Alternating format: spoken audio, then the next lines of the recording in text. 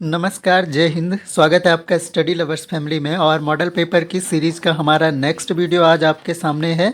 और ये बहुत ख़ास वीडियो होने वाला है क्योंकि इसमें भी हम 100+ एमसीक्यू तो डिस्कस करेंगे ही, साथ में कुछ इंपॉर्टेंट फैक्ट्स के साथ हम आगे बढ़ते रहेंगे। और पेपर काफ़ी इंटरेस्टिंग रहेगा। हर टाइप के क्वेश्चन आपको मिलेंगे पूरे यूकेपीएससी के सिलेबस के अकॉर्डिंग। तो आशा करता हूँ आपको वीडियो पसंद आएगा। और प्रैक्टिस के लिए अगर आपको प्रैक्टिस सेट चाहिए, ये पीडीएफ चाहिए इसका, तो वो आपको टेलीग्राम पे मिल जाता है। लिंक आपको डिस्क्रिप्शन में मिल जाएगा। शुरू कर लेते हैं बिना किसी देरी के। पहला प्रश्न हमारे पास है, भारत के संविधान की निम्नांकित में से कौन सी अनुसूची पहले संवैधानिक संशोधन द्वारा जोड़ी गई थी? तो पहले संविधानिक संशोधन द्वारा कौन सी अनुसूची? तो 9वीं अनुसूची जो है पहले संविधान संशोधन द्वारा क्या किया गया था? 9th शेड्यूल को जोड़ा गया था। 6ठी 7वीं 8वीं ये तो क्योंकि मूल संविधान में 8 अनुसूचियां थी, तो 9वीं अनुसूची जो है पहले संवैधानिक संशोधन द्वारा जोड़ी गई थी। अगला क्वेश्चन हमारे पास है, राष्ट्रपति के त्यागपत्र की सूचना उपराष्ट्रपति किसको देता है? तो राष्ट्रपति के त्यागपत्र की सूचना उपराष्ट्रपति देता है आपका लोकसभा अध्यक्ष को। तो राष्ट्रपति जब त्यागपत्र देता है तो लोकसभा अध्यक्ष को इसकी सूचना देता है। और अगर बात की जाए प्रधानमंत्री की, तो प्रधानमंत्री की शपथ कौन दिलाता है? राष्ट्रपति दिलाता है। तो ये आपको ध्यान रखना है। निम्नलिखित में से कौन सा युग्म सुमेलित नहीं है? तो यहाँ पर सुमेलित नहीं है बताना है। तो यहाँ पर देखिए, जैसे लम खगा दर्रा, तो लम खगा दर्रा उत्तरकाशी में है और उत्तरकाशी को एचपी से जोड़ता है, हिमाचल प्रदेश से जोड़ता है। तुंजन दर्रा की बात करें तो ये चमोली को तिब्बत से जोड़ता है, चमोली तिब्बत के बीच में है। तो यानी यह भी सही है, यह भी सही है।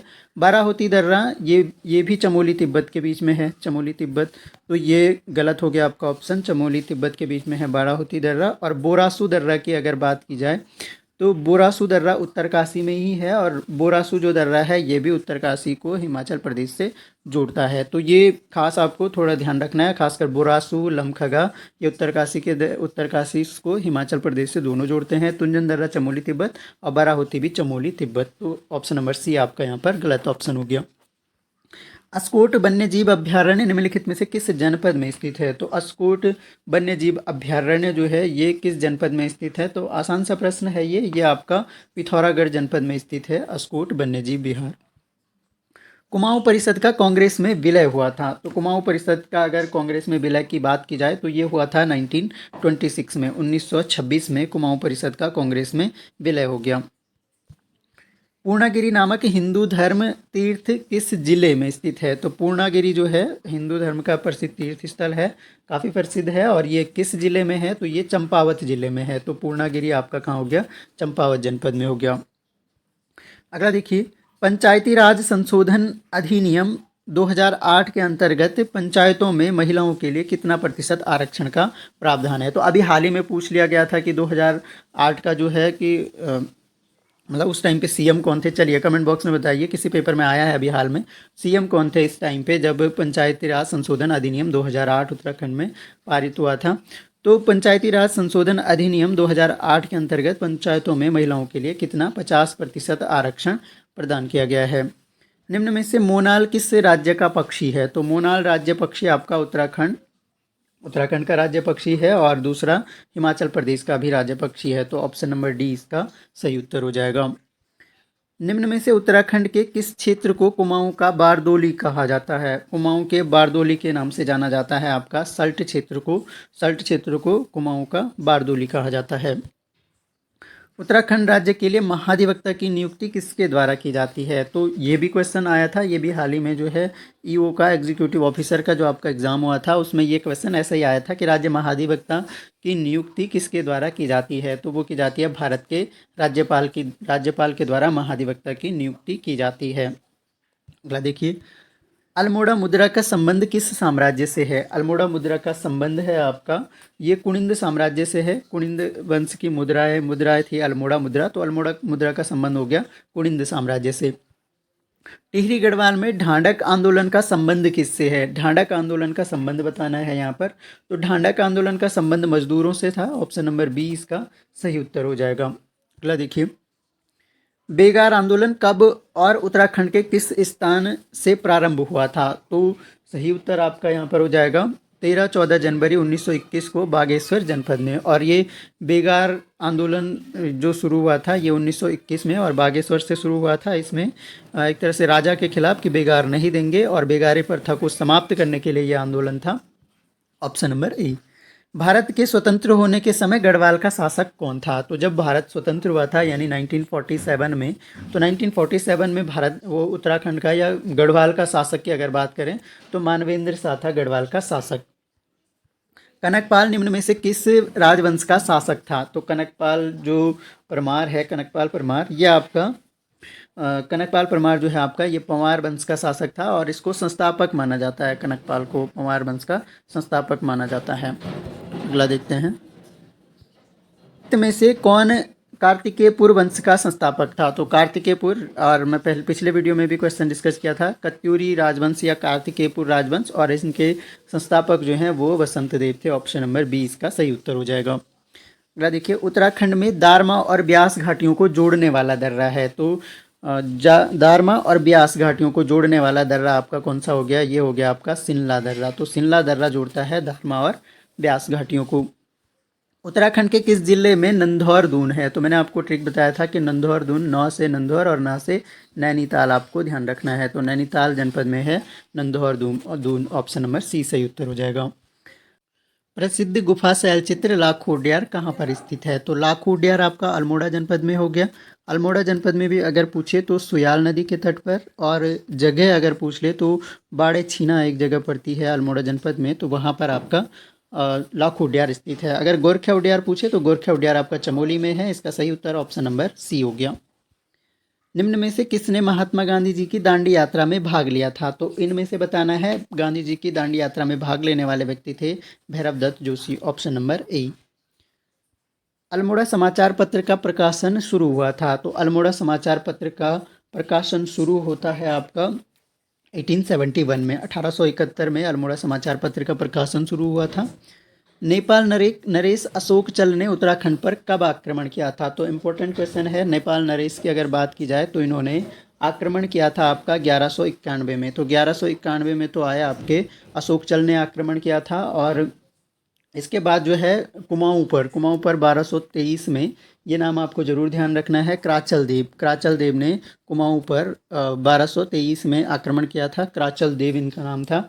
और कहाँ पर आक्रमण किया था? तो इन्होंने कुमाऊं पर आक्रमण किया था और कुमाऊं को अपने अधिकार में ले लिया। तो 1223 में क्राचल देव, 1191 में अशोकचल।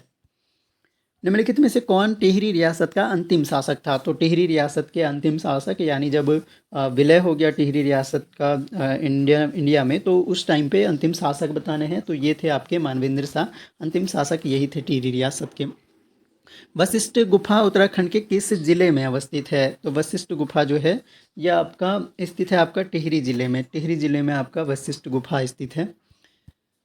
निम्नलिखित में से किस घाटी में जैव विविधता सर्वाधिक पाई जाती है? तो सर्वाधिक जैव विविधता की अगर बात की जाए तो ये पाई जाती है आपका शांत घाटी में, साइलेंट वैली। तो साइलेंट वैली में पाई जाती है सर्वाधिक जैव विविधता। मौड़ मेला उत्तराखंड के किस शहर में आयोजित किया जाता है? तो मौड़ मेला जो है ये जौनसार बाबर का क्षेत्र का प्रसिद्ध मेला है।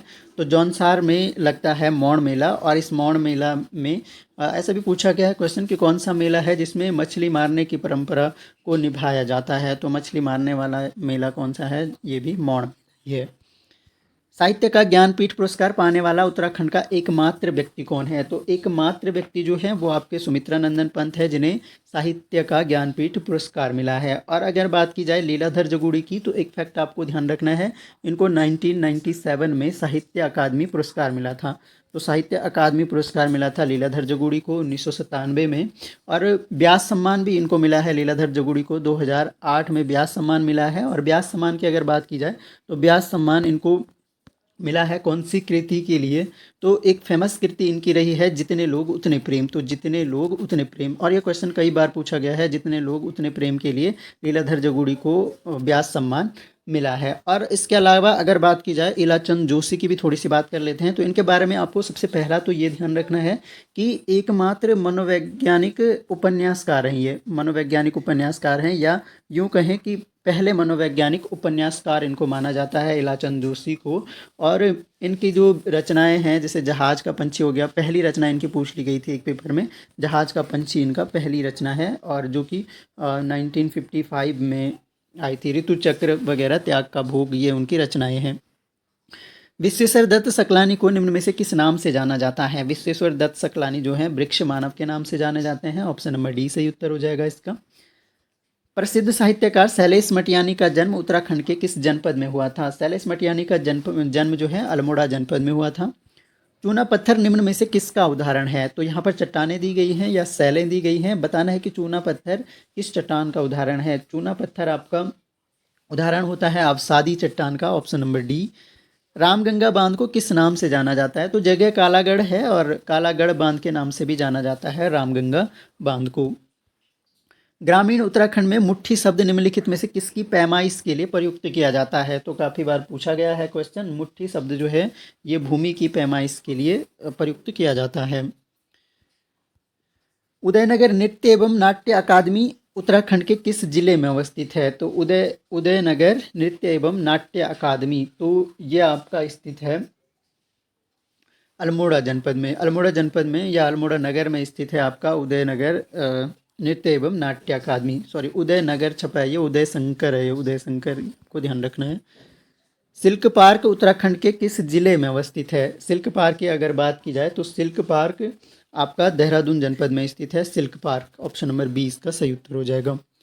चनौदा में शांतिलाल त्रिवेदी के प्रयास से गांधी आश्रम की स्थापना कब की गई थी? तो चनौदा में जो गांधी आश्रम की स्थापना की गई थी वो आपका की गई थी 1937 में, 1937 इसका सही आंसर हो जाएगा। अगला देखिए, उत्तराखंड को हिल स्टेट नाम दिया गया। हिल स्टेट नाम उत्तराखंड को कब दिया गया? हिल स्टेट की अगर बात की जाए तो उत्तराखंड को 1904 में हिल स्टेट नाम दिया गया था। निम्नलिखित में से किसने उत्तराखंड राज्य में राजनीतिक चेतना के विस्तार के लिए 1903 में हैप्पी क्लब संस्था की स्थापना की? और ये भी क्वेश्चन ईओ में पूछा गया है अभी हाल ही में, और सही आंसर इसका है Govind Ballabh Pant, option number B. निम्नलिखित में से किस गढ़वाली शासक के दरबार में नवरत्न रहते थे? तो नवरत्न रहते थे आपका फतेह शाह के दरबार में। फतेह शाह ऐसा शासक था जिसके दरबार में नवरत्न रहते थे, तो नवरत्न वाला शासक कौन सा हो गया? फतेह शाह हो गया। उत्तराखंड में बहुप्रचलित शब्द गोरख्याणी निम्न में से किसका प्रतीक है? तो गोरखे जब उत्तराखंड में आए तो उन्होंने तरह तरह के अत्याचार किए यहाँ पर, तो अत्याचार, उन्हीं के अत्याचार के लिए गोरख्याणी शब्द का प्रयोग किया गया, यानी ये प्रतीक है क्रूरता का।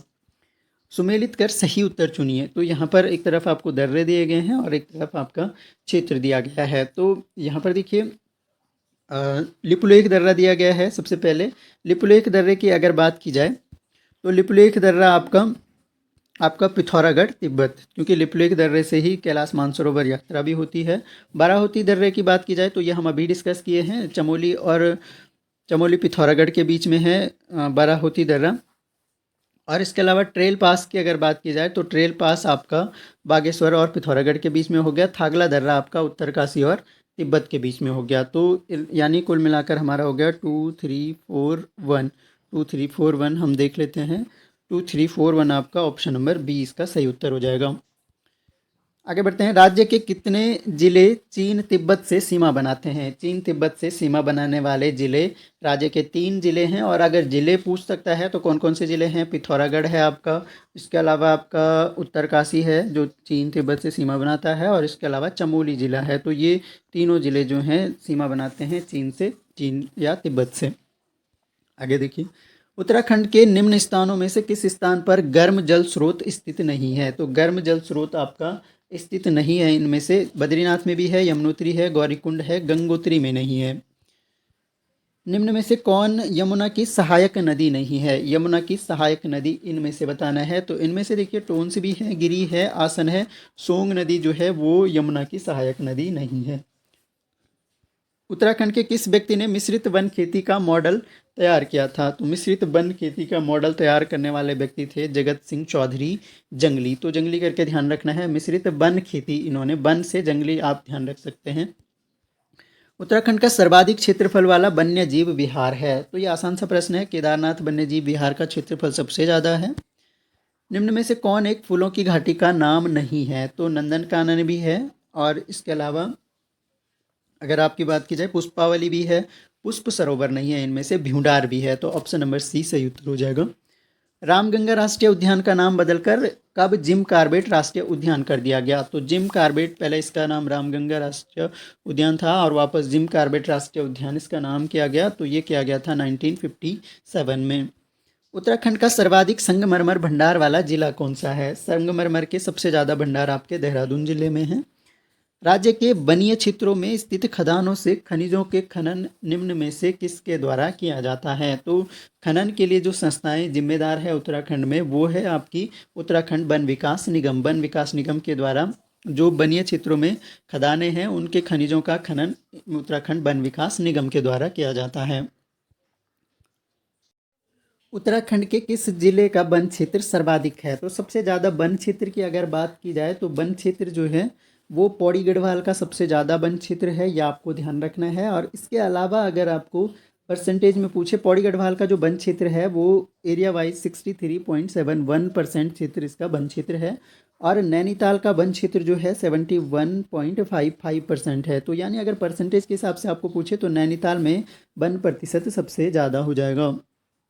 चांदपुर पट्टी, राजबगुना, कालीफाट निम्न में से कौन सा खनिज पाया जाता है? तो कौन सा खनिज यहाँ पर चांदपुर पट्टी, राजबनुगा और कालीफाट में पाया जाता है? तो इन जगहों पर ये लोहे के खदानें हैं, लोहा खनिज यहाँ पर पाया जाता है। ड्रग्स कंपोजिट रिसर्च यूनिट, तो ड्रग्स कंपोजिट रिसर्च यूनिट यह आपका अल्मोड़ा जनपद में स्थित है। ऑप्शन नंबर ए इसका सही उत्तर हो गया। 2011 की जनगणना के अनुसार उत्तराखंड के किस जिले में साक्षरता दर सर्वाधिक है? तो सबसे ज़्यादा साक्षर जिला हमारा देहरादून है। देहरादून में साक्षरता दर सबसे ज़्यादा है। उत्तराखंड में एकीकृत आजीविका सहायता कार्यक्रम किस वर्ष लागू किया गया था? एकीकृत आजीविका सहायता कार्यक्रम आपका लागू होता है 2015-16 में, 15-16 में आपका ये लागू होता है। वित्तीय वर्ष 21-22 में उत्तराखंड के कुल प्राथमिक क्षेत्र में कितने प्रतिशत की वृद्धि दर्ज की गई? तो जो प्राथमिक क्षेत्र है 21-22 वर्ष के लिए उसमें वृद्धि दर्ज की गई है प्राथमिक क्षेत्र में। और प्राथमिक क्षेत्र में जो वृद्धि दर्ज की गई है वो 3.87। क्योटो प्रोटोकॉल संधि किस वर्ष से लागू हुई? तो लागू का वर्ष पूछा गया है, यहाँ पर आपको कंफ्यूज नहीं होना है। क्या होगा कि अगर आपको डेट याद है जब क्योटो प्रोटोकॉल हुआ था 1992, तो हो सकता है आप इनमें से कोई नहीं भी आंसर कर दें। तो सही उत्तर आपका क्या हो जाएगा कि 1992 में क्योटो प्रोटोकॉल आता है, UNFCCC, United nation framework on climate change. तो UNFCCC के द्वारा ये होता है, ये एक संस्था है जो क्लाइमेट चेंज पर काम करती है। UNFCCC, यूनाइटेड नेशन, इसका फुल फॉर्म भी पूछ लिया जाता है, फ्रेमवर्क ऑफ क्लाइमेट चेंज। तो ये आपको ध्यान रखना है 1992 में आता है। और ये जो हस्ताक्षरित होती है ये संधि, ये 1997 में होती है। तो कभी ये पूछा गया है क्वेश्चन कि क्योटो प्रोटोकॉल कब हस्ताक्षरित हुआ था? तो वो हुआ था 1997 में। और संधि जो लागू हुई वो आपका 2005 में। और कभी डेट भी पूछी गई है एक एग्ज़ाम में, तो 16 फरवरी 2005 से क्योटो प्रोटोकॉल संधि लागू हुई है। तो ये आपको ध्यान रखना है। और मेन उद्देश्य जो इसका है वो क्या है? एक तरह से जो ग्रीन हाउस गैसेज हैं उनके उत्सर्जन को कम करना है। निम्नलिखित में से किससे खनिज अम्ल के रूप में भी जाना जाता है? तो यहाँ पर अम्लों के नाम दिए गए हैं, आपको फॉर्मूले बता देता हूँ। सल्फ्यूरिक अम्ल को H2SO4 लिखते हैं, पूछ लिए जा सकते हैं। एसिटिक अम्ल CH3COOH, एसिटिक अम्ल हो गया। हाइड्रोक्लोरिक अम्ल HCl हो गया आपका। और अगर पूछा जाए कि इनमें से खनिज अम्ल के रूप में किसे जाना जाता है तो वो आपका है हाइड्रोक्लोरिक अम्ल।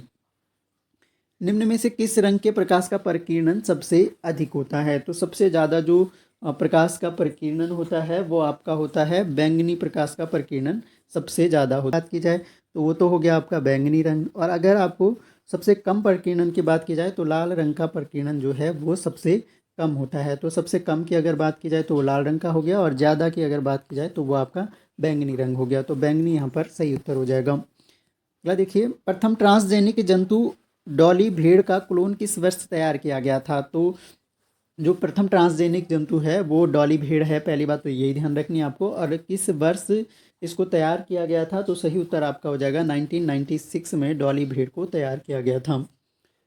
सूची 1 में दिए गए तथ्यों को सूची 2 से मिलाना है। तो यहाँ पर हमारे पास देख सकते हैं सबसे अधिक साक्षरता वाला जिला आपका देहरादून हो गया। और इसके अलावा सबसे कम जनसंख्या वाला जिला की बात करें तो इनमें से रुद्रप्रयाग हो गया। सबसे अधिक जनघनत्व तो हरिद्वार का है। और सबसे कम दशकीय वृद्धि वाला जिला ये पौड़ी गढ़वाल है, ऋणात्मक दशकीय वृद्धि दर रही थी। तो यहाँ पर हो जाएगा ए का 2 हो गया, बी का आपका 1 हो गया, सी का आपका यहाँ पर 4 हो गया और डी का आपका 3 हो गया। तो 2 1 4 3, 2 1 4 3 आपका ऑप्शन नंबर बी यहाँ पर सही उत्तर हो जाएगा। वर्ष 1972 में स्टॉकहोम में आयोजित प्रथम पर्यावरण सम्मेलन का विषय क्या था? तो प्रथम पर्यावरण जो सम्मेलन था उसका विषय था only one earth. Only one earth करके इसकी थीम थी। ओनली वन अर्थ कब हुआ था? 1972 में स्टॉकहोम सम्मेलन होता है। निम्नलिखित में से कौन आंकड़ों की सबसे बड़ी मात्रा को व्यक्त करता है? तो इनमें से बताना है कि सबसे ज़्यादा आंकड़े किसके होंगे। कंप्यूटर से रिलेटेड क्वेश्चन है तो टेराबाइट जो होता है वो सबसे बड़ा आंकड़ा है इनमें से। तो यहाँ पर टेराबाइट जो है सबसे बड़ा हो जाएगा। तो सबसे बड़ा हो गया आपका टेराबाइट। टेराबाइट के बाद आपका इनमें से किलोबाइट हो जाएगा, फिर आपका मेगाबाइट हो जाएगा और लास्ट में आपका यहाँ पर सॉरी टेराबाइट के बाद में यहाँ पर गीगाबाइट आ जाएगा, फिर किलोबाइट और फिर मेगाबाइट। तो ये थोड़ा ध्यान रखना है।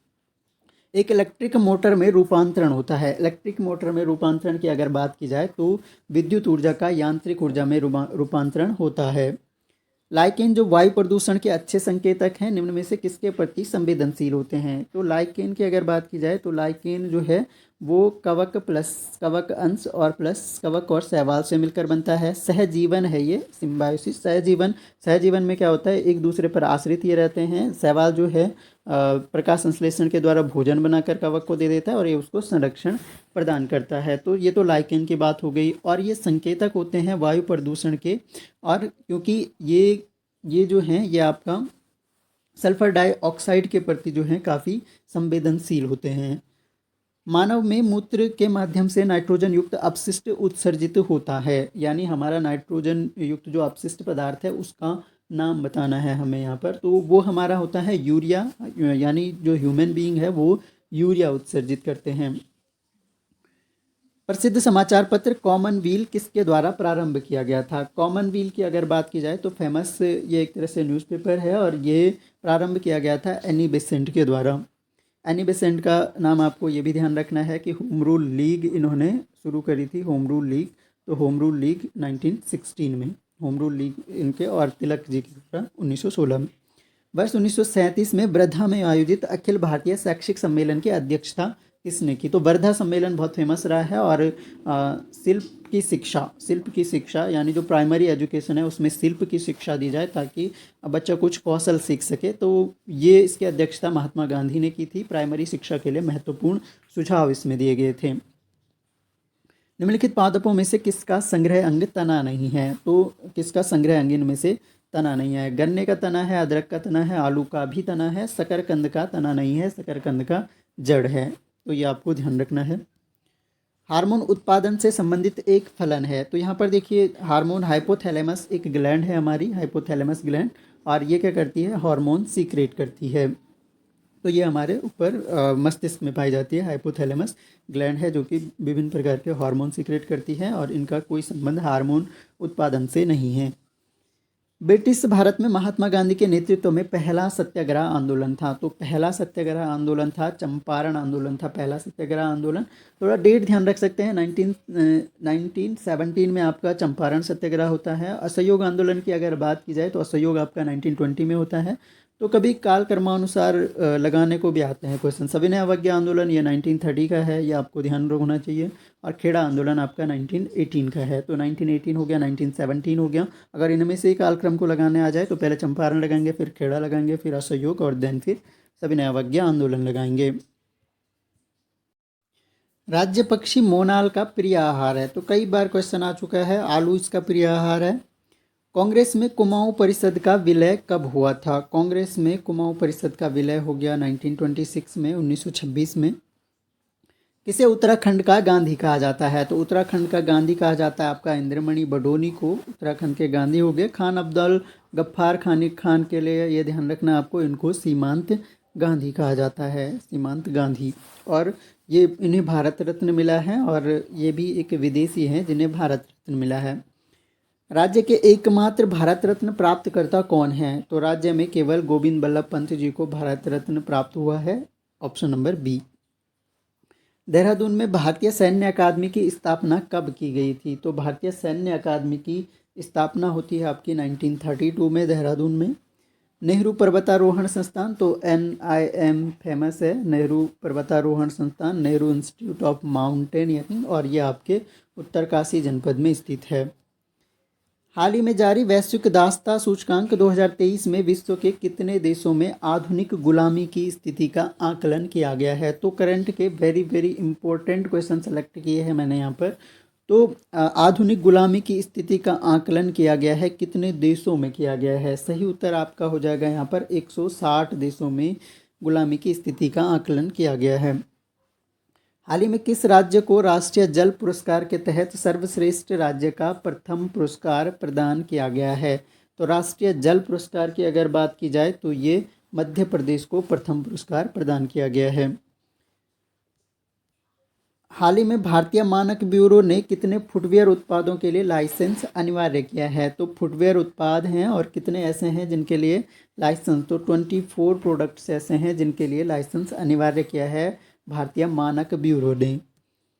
हाल ही में भारतीय मानक ब्यूरो ने आयुष जड़ी बूटियों उत्पादों से संबंधित कितने भारतीय मानकों को अधिसूचित किया है? आयुष जड़ी बूटी उत्पादों को, तो इनमें से किया गया है आपका 31 उत्पादों को अधिसूचित किया गया। फ्रेंच ओपन 2023 पुरुष एकल का खिताब किसने हासिल किया? तो पुरुष एकल का खिताब नोवाक जोकोविच ने जीता, और किसको हराकर जीता? तो कैस्पर रूड को हराकर जीता। ये आपको ध्यान रखना है, विजेता नोवाक जोकोविच हो गया, और उपविजेता कभी पूछ लेता है तो वहाँ पर आपको ये ध्यान रखना है कैस्पर रूड जो है फ्रेंच ओपन 2023 के मेन सिंगल के उपविजेता हैं, तो ये भी आपको ध्यान रखना है। आगे बढ़ते हैं। हाल ही में किससे 45वें यूरोपीय निबंध पुरस्कार 2023 से सम्मानित किया गया? यूरोपीय निबंध पुरस्कार 45 नंबर का है, यूरोपीय निबंध पुरस्कार है, और दिया गया है अरुंधति रॉय को, ऑप्शन नंबर बी। 18 जून 2023 को 37वें राष्ट्रीय खेलों के शुभंकर का शुभारंभ किसने किया था? तो 37वें राष्ट्रीय खेल पहली बात कहाँ हुए थे? गोवा में हुए थे, ये आपको ध्यान रखना है। इसके अलावा 38वें कहाँ होंगे? तो ये आपके उत्तराखंड में होंगे, ये भी आपको ध्यान रखना है। और किसने राष्ट्रीय खेलों के शुभंकर का शुभारंभ किसने किया था? तो ये किया था आपके डॉक्टर प्रमोद सावंत ने। हाल ही में उत्तराखंड में नगरीय क्षेत्रों को वाहनों के बढ़ते दबाव और प्रदूषण से बचाने के लिए राज्य के कितने मैदानी जिलों में साइकिल ट्रैक बनाए जाने की घोषणा की गई है? तो साइकिल ट्रैक हमने करंट अफेयर्स में डिस्कस किए थे ये क्वेश्चन, और 4 जो हैं जिलों में साइकिल ट्रैक बनाए जाने की घोषणा की गई है। ग्लोबल जेंडर गैप इंडेक्स 2023 में भारत का स्थान क्या है? तो भारत का स्थान इसमें है 127, 127वां स्थान है ग्लोबल जेंडर गैप इंडेक्स में, और 135 की अगर बात की जाए तो ये 2022 के जेंडर गैप इंडेक्स में भारत की रैंकिंग थी। हाल ही में चर्चा में रहा कखोबक्का बांध निम्नलिखित में से किस देश में स्थित है? ये कखोबक्का बांध काफ़ी फेमस है, ये आपका यूक्रेन में स्थित है, क्योंकि यूक्रेन और रसिया का काफ़ी कॉन्फ्लिक्ट रहा इस दौरान, तो यहाँ से क्वेश्चन बन सकता है। और यूक्रेन में अगर आपको पूछा जाए कि ऑपरेशन क्या था, तो ये आपके लिए क्वेश्चन है, यूक्रेन से भारतीय लोगों को वापस लाने के लिए ऑपरेशन का नाम क्या था? ये आप कमेंट बॉक्स में बताएंगे। जून 2023 में उत्तराखंड राज्य का पहला एरोमा पार्क कहाँ स्थापित किया गया है? तो अगर आपने ये करंट अफेयर्स की सीरीज़ देखी होगी तो यहाँ से एक क्वेश्चन ईओ के एग्ज़ाम में भी आया था कि मैच करने के लिए था, और अगर आपको ये भी पता रहता उसमें तो भी आपका सही हो जाता। तो एरोमा पार्क कहाँ? काशीपुर में, उधम सिंह नगर में। हाल ही में राष्ट्रीय खनिज विकास निगम को किसके द्वारा बिजनेस एक्सीलेंस अवार्ड 2023 में 2 प्रतिष्ठित पुरस्कारों से सम्मानित किया गया है? खनिज विकास निगम को सम्मानित किया गया है बिजनेस एक्सीलेंस अवार्ड 2023 से, और उल्टा भी बन सकता है कि किसको सम्मानित किया गया है क्वेश्चन। तो बिजनेस एक्सीलेंस अवार्ड से किसको सम्मानित किया गया? राष्ट्रीय खनिज विकास निगम को। और कौन सी संस्था ने किया है? तो एसोचैम ने किया है, ऑप्शन नंबर सी। हाल ही में किस भारतीय बैडमिंटन खिलाड़ी ने कनाडा ओपन 2023 में मेन सिंगल्स का खिताब जीता? तो कनाडा ओपन 2023 मेन सिंगल ये जीता है आपका लक्ष्य सेन ने, ऑप्शन नंबर डी इसका सही उत्तर हो जाएगा। जुलाई 2023 में फोर्ब्स द्वारा जारी 100 सबसे अमीर अमेरिकी महिलाओं की सूची में कितनी भारतवंशीय महिलाओं को स्थान प्राप्त हुआ है? तो यहाँ पर स्थान प्राप्त हुआ था, 4 स्थान जो हैं भारतवंशी महिलाओं को प्राप्त हुए थे। भारतीय अंतरिक्ष अनुसंधान संगठन इसरो ने चंद्रयान 3 को कब लॉन्च किया? तो क्वेश्चन आता रहेगा चंद्रयान 3 से 14 जुलाई 2023, और कब पहुंचा था दूसरा क्वेश्चन आपके लिए, ये भी आप कमेंट बॉक्स में बताइए। वैश्विक शांति सूचकांक 2023 के अनुसार भारत 163 देशों की सूची में किस स्थान पर है? तो पीस इंडेक्स में अगर भारत की बात की जाए तो भारत है 126 प्लेस पे, 126वां स्थान है। और 127वां अभी हमने डिस्कस किया था, जेंडर गैप इंडेक्स में हो गया। हाल ही में किसे भारतीय रिजर्व बैंक का नया कार्यकारी निदेशक नियुक्त किया गया है? तो नए कार्यकारी निदेशक हैं पी वासुदेवन, ऑप्शन नंबर ए सही उत्तर हो जाएगा। विद्युत प्रणोदन के क्षेत्र में सहयोग, ज्ञान का आदान प्रदान और रोमांचक संभावनाओं का पता लगाने के लिए भारत यूके इलेक्ट्रिक प्रणोदन तकनीकी कार्यशाला का आयोजन कहाँ पर किया गया? तो ये जो कार्यशाला है इसका आयोजन किया गया है नई दिल्ली में, ऑप्शन नंबर बी। मुख्यमंत्री सशक्त बहना उत्सव योजना की शुरुआत कब हुई? तो ये क्वेश्चन इंपॉर्टेंट है उत्तराखंड करंट की दृष्टि से। तो मुख्यमंत्री सशक्त बहना उत्सव योजना डेट आपको 22 अगस्त 2023 से शुरू हुई है। 2 से 12 अगस्त 2023 को बाल सुरक्षा और बाल कल्याण पर 5वीं क्षेत्रीय संगोष्ठी कहाँ आयोजित की गई? तो ये क्षेत्रीय संगोष्ठी जो है यह आपका गुवाहाटी में आयोजित की गई थी। प्रधानमंत्री नरेंद्र मोदी द्वारा देश भर के 508 रेलवे स्टेशनों के पुनर्विकास की आधारशिला कब रखी गई? तो ये रखी गई थी आपकी 6 अगस्त 2023 को। हाल ही में स्टडी इन इंडिया पोर्टल की शुरुआत कब की गई? स्टडी इन इंडिया पोर्टल तो एजुकेशन से रिलेटेड है, स्टडी इन इंडिया पोर्टल, और इसकी शुरुआत होती है 3 अगस्त 2023 को।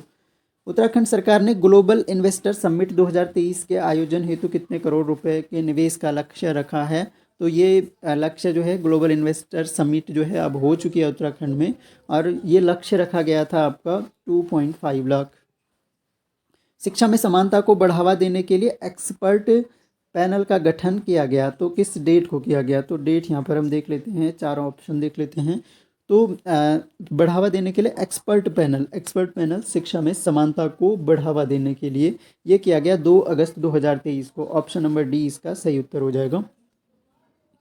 जन्म और मृत्यु पंजीकरण संशोधन विधेयक 2023 संसद में कब पारित हुआ? तो संसद से ये पारित हो गया था आपका 7 अगस्त 2023 को। 8 से 10 अगस्त 2023 को 10वीं Bharat Nepal life of credit LOC समीक्षा बैठक का आयोजन, तो ये समीक्षा बैठक हुई थी आपकी काठमांडू में, नेपाल में जो है।